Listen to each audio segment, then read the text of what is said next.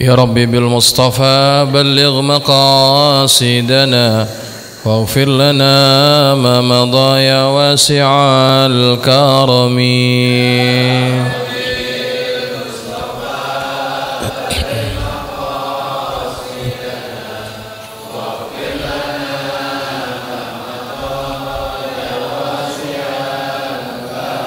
يا ربي هيئ لنا من أمرنا رشدا واجعل معونتك الحسنى لنا مددا يا رب.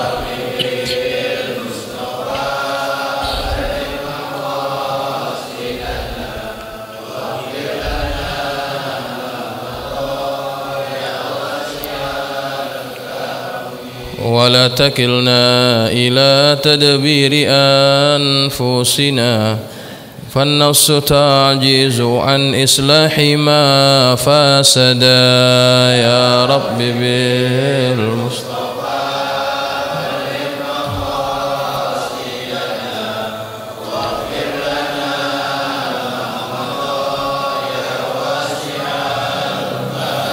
أنت الكريم وقد جهزت يا أملي إلى أيادك وجها سائلا ويدا يا رب بالمصطفى.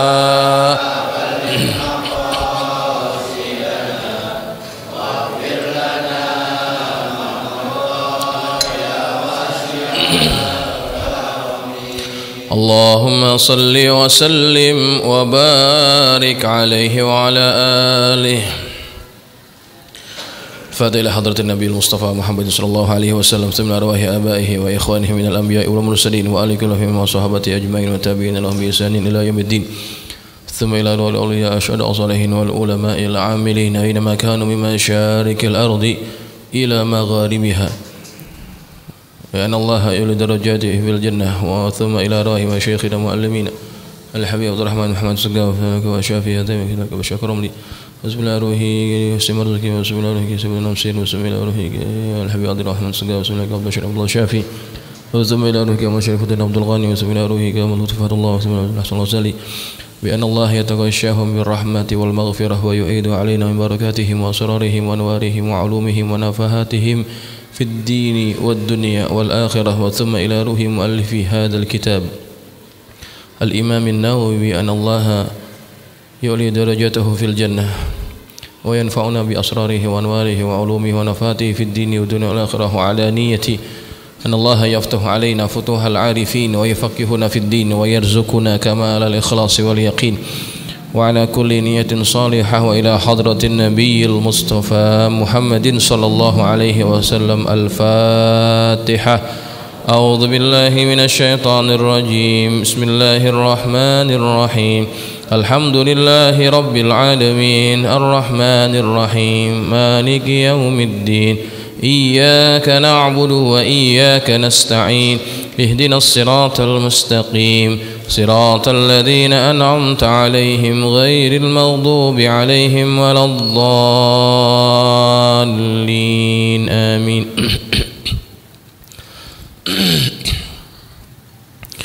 السلام عليكم ورحمة الله وبركاته.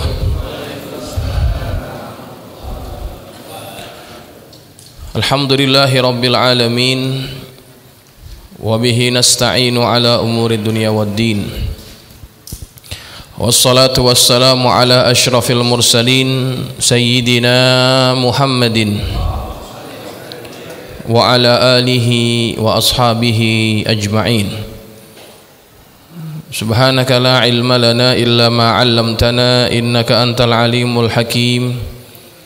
رب اشرح لي صدري ويسر لي أمري واحلل عقدة من لساني يفقه قولي. أما بعد فإن أصدق الحديث كتاب الله تعالى وخير الهدي هدي محمد صلى الله عليه وسلم وشر الأمور محدثاتها وكل محدثة بدعة وكل بدعة ضلالة وكل ضلالة في النار. Hadirin jamaah yang dirahmati Allah sekalian, alhamdulillah kita panjatkan syukur kehadirat Allah Subhanahu wa taala yang mana Allah mudahkan langkah kita, Allah berikan taufik kepada kita untuk hadir di majelis yang mulia ini dalam rangka menuntut ilmu. Semoga niat kita datang ke tempat ini dalam rangka menuntut ilmu, Allah karuniakan kita ilmu yang bermanfaat, dan mudah-mudahan keberadaan kita di tempat ini Allah gugurkan segala kesalahan dan dosa-dosa kita, dan mudah-mudahan Allah angkat derajat kita dan Allah rahmati kita sejak dari tempat ini sampai kita pulang ke rumah nanti. Amin ya rabbal alamin. Hadirin jamaah yang dirahmati Allah, kita akan meneruskan pengajian kitab Riyadhus Shalihin. Masih dalam babus sabri, kita masuk pada hadis yang ke-32. Halaman yang ke-80 ya, yang pegang kitab. Bismillahirrahmanirrahim. Qala Syekhul Musannif rahimahullahu taala. Wa ghafara lahu wa liwalidayhi wa limasyayikhihi wa nafa'ana bihi wa bi'ulumihi wa bikum fid dharain amin. Radhiyallahu ankum. Qala radhiyallahu an.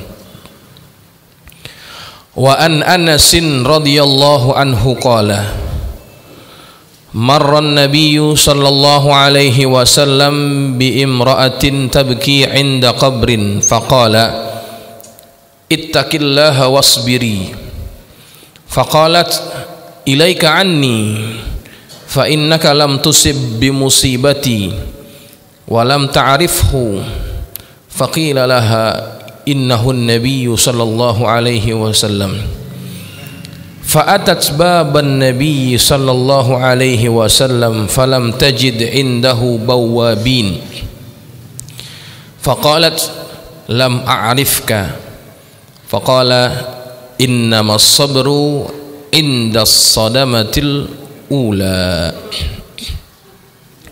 متفق عليه وفي رواية لمسلم تبكي على صبي لها.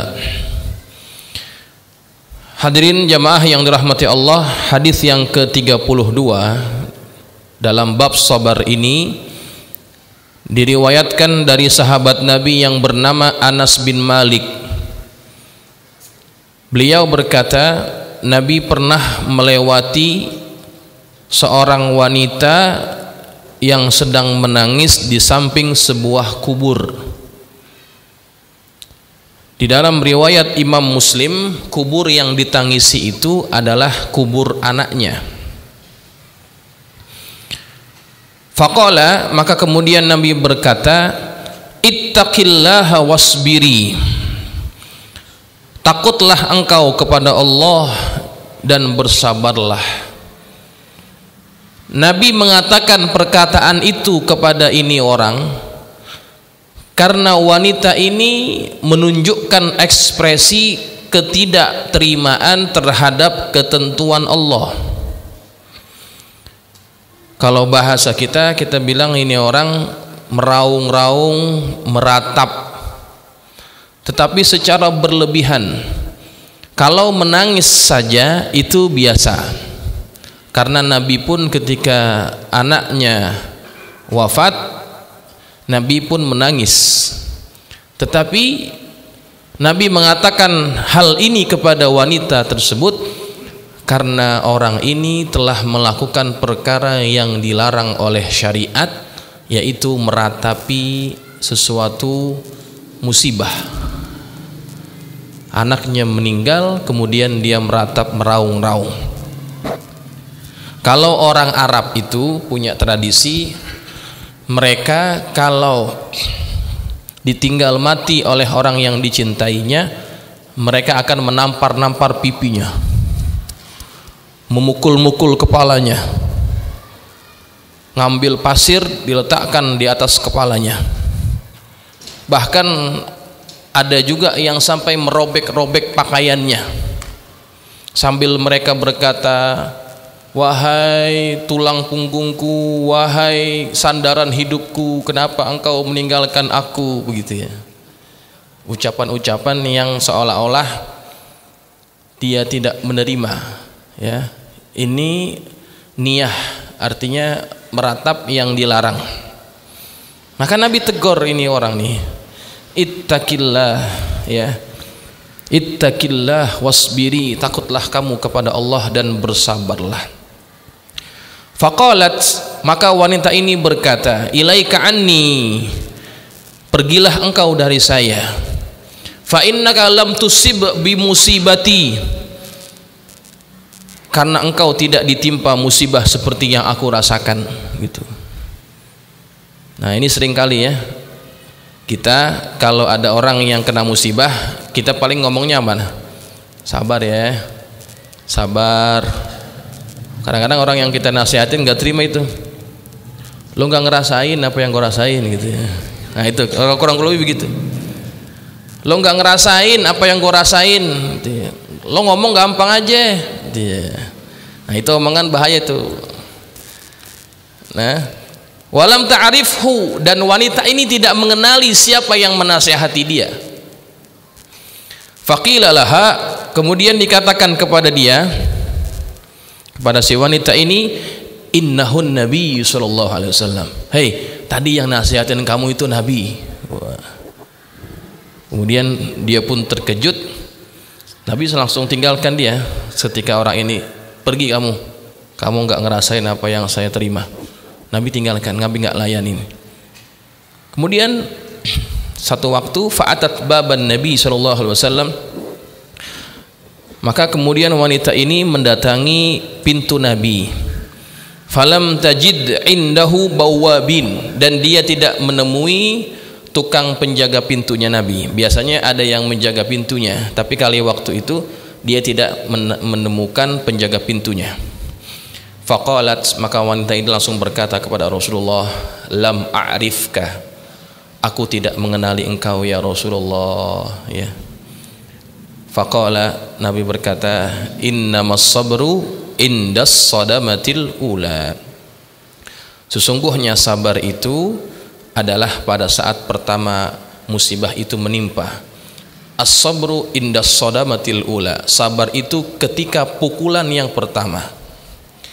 Jamaah, daripada hadis ini kita belajar bahwasannya sabar itu dituntut ketika pertama kali kita mendapatkan musibah, bukan setelah berlalu beberapa waktu. Karena biasanya kalau orang sudah melewati ujian itu beberapa waktu, beberapa hari, perasaannya lebih tenang, ya. Tapi kalau pertama kali dia kena, disitulah terjadinya goncangan dalam jiwa. Bisa nggak dia sabar? Maka ketika orang ini, wanita ini datang kepada Nabi pada hari yang berikutnya, dia berkata kepada Rasulullah sambil beralasan, ya Rasulullah, maaf, aku tidak mengenali engkau, makanya saya berkata dengan perkataan seperti itu.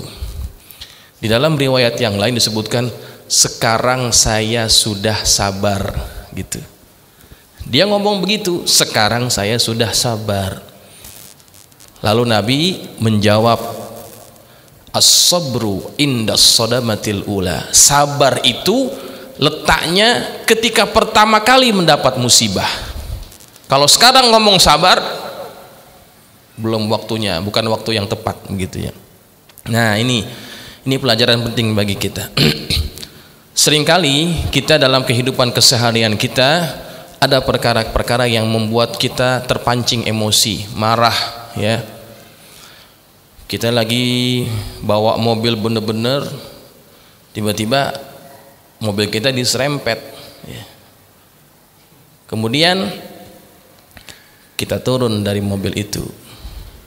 Biasanya disitulah kita emosi meluahkan amarah, ya. Kita akan maki-maki orang tersebut, ya kan? Lu nggak punya mata, dia. Mobil gua jadi baret. Kadang-kadang yang lebih parah lagi langsung dipukulin sama orang, ya kan? Dipukul, berantem. Nah, ketika sedang terjadi goncangan kejiwaan, disitulah kita dituntut untuk sabar. Kalau udah sampai rumah, udah beberapa hari kita bisa tenang, kita ngomong sabar, itu bukan waktunya. Sabar itu waktu kena dia mesti sabar. Ya. Begitu juga contohnya dalam hadis ini, ya. Makanya ingat itu pesan Nabi, as-sabru indas sadamatil ula. Sabar itu pada pukulan yang pertama. Jadi jamaah yang dirahmati Allah, ini bukan perkara mudah ya. Panas-panas ya. Kemudian kita dapat musibah. Musibahnya bukan karena kesalahan kita, orang lain yang teledor, kita kena imbasnya. Maka kalau kita bisa menahan amarah, tidak berkata-kata yang dilarang, atau tidak melakukan perkara yang dilarang, tidak mukul dia, tidak menghina dia, maka kita dianggap orang yang sabar, ya, orang yang sabar. Ini luar biasa. Nabi SAW pernah sedang duduk-duduk bersama Abu Bakar. Tiba-tiba datang seorang Quraisy kafirun mencaci maki dia, mencaci maki Abu Bakar, dan juga dia mencaci maki Rasulullah. Ketika orang ini mencaci maki, Abu Bakar tidak menanggapinya. Nabi senyum melihat respon dari Abu Bakar, tapi terus-terusan nih, nggak berhenti-berhenti, diserang secara verbal, dihina, dicaci maki, dilecehkan. Lama-lama emosinya terpancing, ya. Yang tadinya duduk jadi diri, biasanya gitu ya, orang marah dari duduk jadi diri. Abu Bakar diri, dia balas ucapan itu. Ketika Abu Bakar sudah mulai membalas ucapan orang ini, Nabi tinggalkan Abu Bakar. Ditinggalkan Abu Bakar, Abu Bakar jadi bingung. Akhirnya dikejar Rasulullah. Ditanya, "Ya Rasulullah, kenapa Anda tinggalkan saya? Apakah Anda marah dengan saya?" Kata Rasulullah, "Wahai Abu Bakar, sesungguhnya ketika orang tadi menghinamu engkau diam. Yang ada di sekelilingmu itu adalah para malaikat Allah. Engkau sabar dalam keadaan sedang dihina-hina, maka engkau tidak merespon perbuatan dia, maka yang bersama denganmu adalah para malaikat Allah, dan itulah keadaan yang sangat aku sukai. Tetapi ketika engkau mulai bangun dan engkau membalas ucapan orang itu, maka yang menggantikan para malaikat itu adalah syaitan. Maka aku tidak mau semajlis dengan orang yang bersama dengan syaitan." Ditinggalkan Abu Bakar karena sikap amarahnya yang tidak bisa dikontrol. Makanya Pak, orang kalau mudah marah ya, berarti dia senantiasa dikelilingi oleh setan, ya. Maka dari itu Nabi ajarkan kita, kalau kita lagi tersulut emosi, kita banyak-banyak zikir. Di antara zikir yang mustajab, yang mujarab adalah a'udzubillahi minasyaitonir rajim. Karena hembusan amarah itu dari syaitan. A'udzubillahi minasyaitonir rajim. Kalau misalkan masih belum terlalu terasa efeknya, taghyirul halah, kita ganti posisi. Yang tadinya diri, kita duduk, ya. Karena ketika orang merubah posisi, maka ketika itu akan dia rasakan ketenangan. Ini secara ilmiah bisa dibuktikan ya. Kalau kita baru sampai ke klinik atau rumah sakit langsung ditensi, itu biasanya tensinya agak tinggi, ya kan? Karena kita habis bergerak. Maka dokter ataupun susternya akan bilang, "Pak, istirahat dulu ya, tenang." nanti beberapa menit lagi ditensi lagi kita tuh, nanti akan beda tuh hasilnya ya. Yang tadinya baru sampai langsung duduk ditensi tinggi, tapi ketika kita duduk santai tensinya agak rendah. Lebih rendah lagi kalau tiduran, itu lebih rendah lagi. Makanya kalau orang marah suruh tidur. Bisa kak? Orang lagi marah disuruh tidur. Tapi memang itu sangat mujarab ya. Ketika kita lagi marah, lagi nggak enak pikiran kita, bawa tidur. Habis tidur agak pelong perasaan kita. Ya. Nah, itu jamaah yang dirahmati Allah, kita harus mengawal mengontrol kita punya emosi, jangan sampai mudah tersulut, terutama ketika menghadapi musibah. Ya, ingat as-sabru indas sadamatil ula. Kalau besok-besok baru ngomong saya sabar, udah terlambat gitu ya. Udah terlambat ya. Baik jamaah yang dirahmati Allah. Seterusnya, hadis yang ke-33. Wa an Abi Hurairah radhiyallahu anhu anna Rasulullah sallallahu alaihi wasallam qala yaqulullahu ta'ala ma li abdil mu'mini indi jazaa'un idza qabattu safiyahu min ahli dunya thumma ahtasabahu illal jannah, rawahul Bukhari.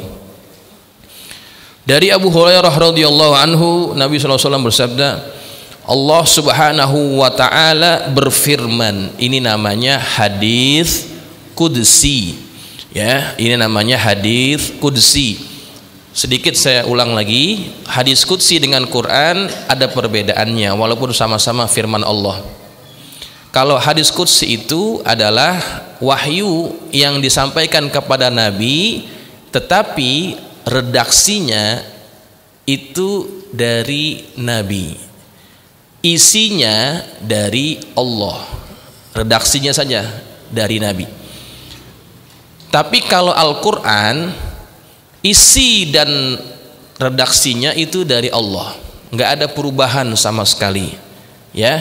Itu perbedaan yang pertama. Yang kedua, perbedaan antara Quran dengan hadis qudsi. Kalau Al-Quran itu ada nilai mu'jizatnya ya, ada nilai i'jaznya, mu'jizatnya. Kalau hadis qudsi dia tidak ada nilai kemu'jizatan ya. Itu yang kedua. Yang ketiga,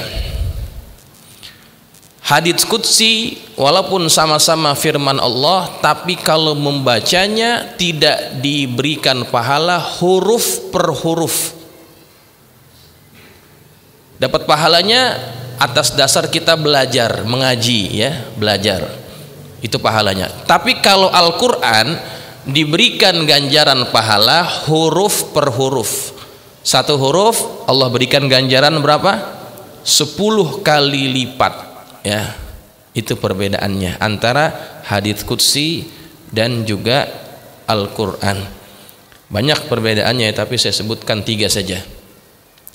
Apa kata Allah Subhanahu wa ta'ala dalam hadis qudsi ini?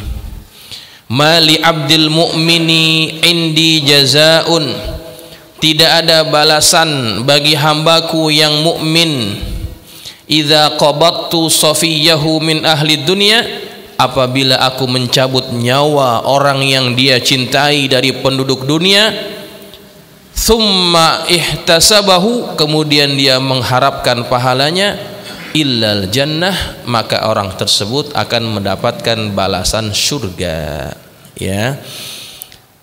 Hadirin jamaah yang dirahmati Allah, di antara musibah yang berat itu adalah ditinggalkan orang yang kita sayang, baik itu istri, suami, orang tua, anak ya, apalagi anak Pak ya, itu berasanya agak lebih, itu berasanya agak lebih. Baru-baru ini kan ada musibah ya, sekolah madrasah sanawiyah dindingnya runtuh menimpa beberapa orang siswa. Kemudian Allah takdirkan 2 orang atau 3 orang diantaranya meninggal dunia ya. itu pasti orang tuanya merasa sangat bersedih itu. Belum lama yang di Malang itu, Stadion Kanjuruan, ya, 131, iya 131 orang, masya Allah meninggal. Ada yang bapak ibunya meninggal, ninggalin anak, ada yang gitu. Ada yang kehilangan anaknya, ya ada yang kehilangan istrinya. Ya Allah, nyawa begitu mudah melayang. Itu kalau ditanya, apalagi meninggalnya mendadak ya, mendadak, musibahnya begitu lagi. Itu kalau ditanya orang yang ditinggal mati pasti merasa sedih luar biasa. Apalagi kalau anaknya anak sematawayang, Masya Allah, itu berat, ya, itu berat sekali. Makanya ingat ya, kita harus ingat bahwa setiap apapun yang Allah ambil dari kita itu akan ada ganjarannya. Apabila aku mengambil kekasihnya min ahli dunia, daripada penduduk dunia, kata Allah, thumma ihtasabahu, kemudian dia mengharapkan ganjarannya daripada Allah, maka Allah berikan ganjaran kepada orang tersebut surga, ya. Nah, ini walaupun berat tapi ganjarannya luar biasa, ya, luar biasa. Makanya untuk memahami konsep ini, kita juga harus memahami bahwa segala apapun yang kita punya, hatta istri, suami, anak, orang tua, itu semua bukan milik kita. Maka dari itu, ucapan yang dianjurkan dibaca ketika dapat musibah itu namanya kalimatul istirja, yang berbunyi inna lillah. Itu kalau kita maknai, kita akan faham. Inna lillah, sesungguhnya kita adalah miliknya Allah. Wa inna, dan kita ilaihi rajiun, akan kembali kepadanya. Ini kalimat disuruh dibaca setiap kali dapat musibah, bukan hanya orang mati, ya. Pokoknya apa saja yang menimpa kita itu baca istirja, menguatkan hati supaya kita semakin yakin bahwa yang kita kehilangan itu bukan punya kita tapi punya Allah. Maka kalau yang hilang bukan punya kita, maka jangan terlalu bersedih, ya. Dulu Kiai Zaidun MZ itu berikan satu gambaran tuh, analogi yang sangat pas. Kita disuruh belajar dari tukang parkir, ya kan? Kita disuruh belajar dari tukang parkir. Tukang parkir ini, lihat bagaimana dia bersikap. Mobil sebanyak-banyaknya yang parkir di tempat dia, semahal-mahalnya yang parkir di tempat dia, tapi dia nggak sombong. Sebab dia tahu itu mobil punya orang. Jadi kenapa kita mesti sombong? Maka kalau orang sombong di dunia, dia nggak sadar bahwa dia itu sebetulnya tidak memiliki sesuatu. Itu punya Allah, ya kan? Apa yang mau disombongin dengan sesuatu yang bukan punya kita? Dan lihatlah bagaimana si tukang parkir ini. Setiap kali mobil akan keluar satu-satu, tukang parkir nggak ada yang nangis-nangis, nggak ada yang sedih, apalagi tahan jangan keluar. Nggak ada tukang parkir yang begitu. Malah tukang parkir ini akan membantu agar keretanya, kereta Malaysia, orang Malaysia bilang kereta ini, mobilnya itu keluar dengan selamat, diatur girang. Karena apa? Karena dia tahu setiap mobil yang keluar akan ngasih duit. Itu sebetulnya hakikat yang sama ketika kita mendapatkan ujian, ketika diambil sesuatu dari kita. Manusia punya fungsi hanya sebagai pengemban amanah, penerima amanah, kita disuruh jagain gitu. Satu saat yang punya mau ngambil, kita nggak bisa menahan-nahannya. Yang kita bisa cuma merelakannya, dan kita mengharapkan ganjaran dari yang memiliki, yang menitipkan barang itu. Kalau kita bisa mempunyai sifat ini, kita relakan apa yang hilang dari kita, baik anak, keluarga kita, harta benda kita, kita relakan, Allah kasih ganjarannya. Ihtasabahu, kemudian dia mengharapkan ganjaran dari Allah, maka Allah akan berikan apa? Al-jannah, ya, surga. Begitu. Maka jamaah sekalian yang dirahmati Allah, kalau kita bisa menghayati konsep ini, maka kita akan jalani hidup ini dengan enak. Hidup kita tuh tenang, mobil kita hilang, mobil kita hilang, tenang. Ya kalau mau lapor aja gitu ya. Tapi jangan terlalu berlebihan ya. Motor kita hilang, tenang ya. Kalau memang bukan milik kita, kita tahan mati-matian, nggak akan pernah bisa. Ya. Tapi kalau dia punya milik kita, itu memang milik kita, punya kita. Orang lain mau ngambil nggak akan bisa, begitu ya. Kadang-kadang kita kurang faham dengan sikap Allah, dengan sifat Allah ya. Jadi yang memang punya kita itu nggak akan bisa diambil orang. Itu konsep rizki itu. Rizki adalah sesuatu yang nggak akan pernah ketuker. Kita pergi kemanapun, rizki yang ngikutin kita itu. Saya pernah tinggal di Malaysia kan, rizkinya ada di sini apa di Malaysia? Ngikut. Saya pulang kemari, apa itu rizki nyari-nyari? Enggak, ngikutin kita ya. Begitu juga apa yang kita miliki ini, semuanya kalau memang Allah takdirkan masih menjadi milik kita ataupun yang diamanahkan kepada kita, nggak akan ada orang yang bisa ngambil. Tapi kalau sudah waktunya dan tidak lagi menjadi punya kita, nggak akan bisa yang nahan bahwa dia akan hilang dari kita. Begitu Pak. Jadi kalau kita hayati konsep ini, tenang hidup kita, senang hati, nggak gerutuan ya, nggak ngeganjel selalu dalam hati kita, enak hidup kita jadinya, tenang. Makanya orang yang punya sikap seperti ini dialah wali Allah.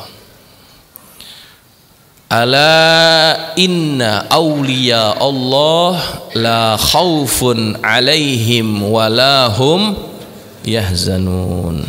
Ketahuilah bahwasannya para wali Allah itu la khaufun alaihim, enggak akan ada rasa takut pada diri mereka, walahum yahzanun, dan mereka enggak akan pernah merasa sedih.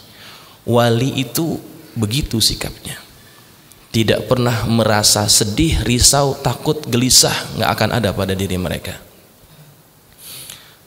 Al-Habib Umar bin Hud Al-Attas ya, condet yang kalau maulid dibikinnya di Cipayung.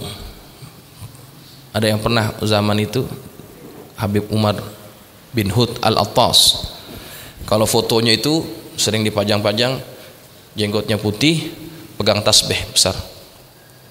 Rupanya Ustaz Nur Ali ada ya, Habib Hud ya, Habib Umar bin Hud Al-Attas.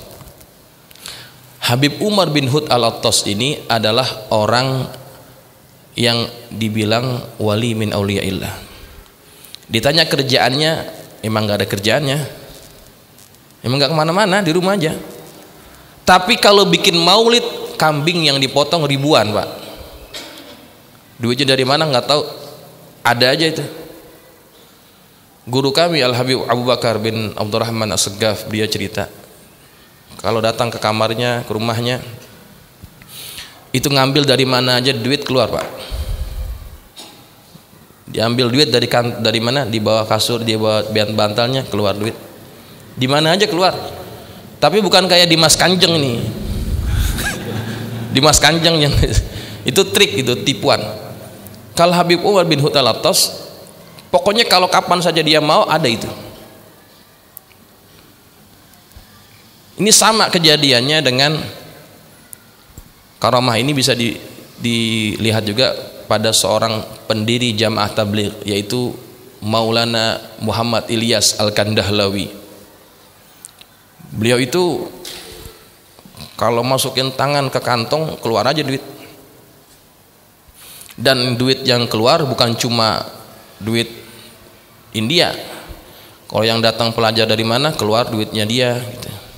Duit. Nah, dari mana itu semua? Itu merupakan karamah yang diberikan Allah kepada orang yang punya sikap yang betul-betul pasrahnya kepada Allah luar biasa, bersandarnya kepada Allah luar biasa, nggak risau tentang kehidupan ini, karena dia faham bahwa apa yang dia mesti fikirkan itu bukan masalah rizki, tapi masalah amalnya. Kalau masalah rizki itu nggak akan pernah ketuker kalau emang udah jadi milik kita. Makanya kalau hidup kita mikirin rizki, pusing karena rizki, itu pusing di tempat yang salah, Pak. Ya, makanya itu harus kita betul-betul fahami. Ya. Nah, jadi ketika orang bisa memahami konsep ini, dia akan menjadi orang yang hidupnya tenang, enak, ya, nggak akan dihinggapi perasaan risau keterlaluan, ya, gitu. Jadi insya Allah ini yang kita bisa bahas. Yang ingin bertanya kalau ada silakan. Udah masuk Isya? Ada? Ya. Hakim.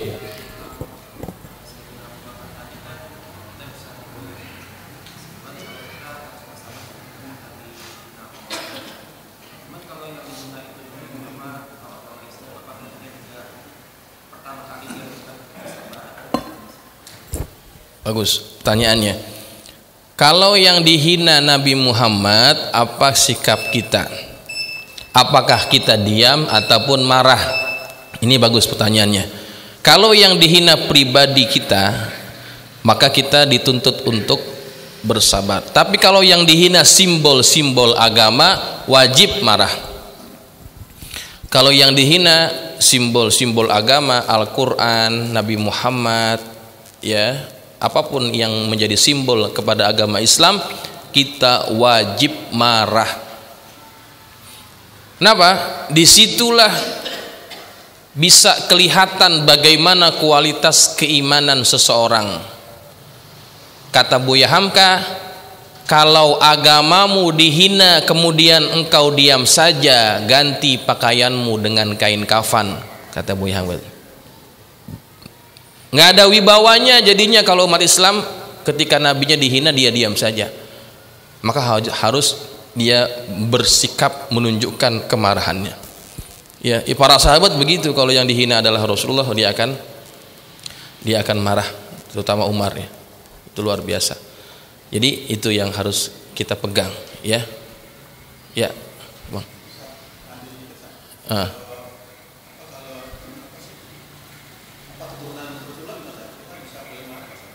Baik. Maksudnya yang dihina keturunan Rasulullah, zuriyah Nabi, Habib Rizik. Gini ya. Kalau yang dihina itu zuriyah, kita lihat apa yang menjadi sasaran hinaannya. Kalau yang dihina adalah aspek pribadi, ya, misalkan kelakuannya yang tidak bagus dikritik, nah itu memang sudah menjadi lumrah. Kalau orang perbuatannya kurang baik dikritik, itu wajar. Tetapi kalau yang dihina adalah keulamaannya, yang dihina adalah kehabaibannya, ya, karena dia zuriyah, maka kita juga perlu menunjukkan sikap, ya. Nabi pernah bersabda, taraktu fikum amroin, aku tinggalkan kepada kalian dua perkara. Ya, yang terkenal kan Quran dan Sunnah ya. Tapi ada hadis yang lain, aku tinggalkan kepada kalian dua perkara yang berat, yaitu Quran dan zurriyati wa itrati ahli baiti. Aku tinggalkan kepada kalian keturunanku, gitu ya. Artinya kita punya kewajiban untuk membela zuriyah Rasulullah kalau memang dia dihina-hinakan orang terhadap perkara yang tidak ada pada dirinya, difitnah, dicaci maki, tapi nggak ada pada dirinya, semata-mata karena ingin membunuh karakternya, gitu ya. Nah, kita perlu juga membela sebisa kita, ya. Tetapi jangan sampai membalas keburukan dengan keburukan yang sama, begitu ya. Ya.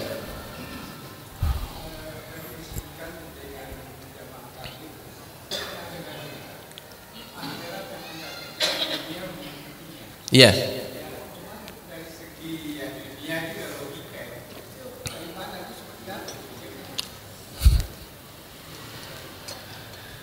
Ya, ikhtiar nggak ada.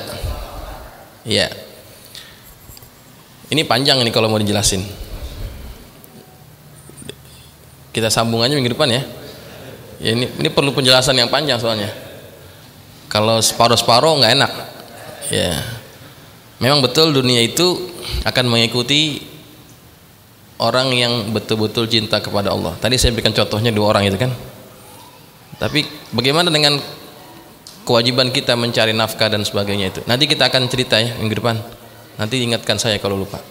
Sebab malam ini ada undangan maulid di dua tempat, jadi nggak bisa berlama-lama. Saya kira cukup ya. Mudah-mudahan bermanfaat. Al-Fatihah. Alhamdulillah. Alhamdulillah. Iyyaka na'budu wa iyyaka nasta'in. Shiratal ladzina an'amta 'alaihim ghairil maghdubi 'alaihim. Bismillahirrahmanirrahim. Alhamdulillahirabbil alamin. Wassalatu wassalamu ala asyrafil mursalin sayyidina maulana Muhammadin wa ala alihi wa ashabihi ajma'in. Allahumma anfa'na bima 'allamtana wa 'allimna ma yanfa'una. Allahumma zidna wa la tanqusna wa akrimna wa la tuhinna wa'tina wa la tahrimna وآثرنا ولا تؤثر علينا وأرضنا وارض عنا. اللهم إنا نسألك بحق فاطمة وأبيها وبعليها بنيها افتح علينا وعلى أولادنا وتلاميذنا فتوح العارفين فقهنا وإياكم في الدين وارزقنا كمال الإخلاص واليقين. اللهم ارزقنا فهم النبيين وحفظ المرسلين وإلهام الملائكة المقربين برحمتك يا أرحم الراحمين. اللهم اجعلنا من الذين يستمعون القول فيتبعون أحسنه. وصلى الله على سيدنا محمد وعلى آله وصحبه وسلم والحمد لله رب العالمين. السلام عليكم ورحمة الله وبركاته.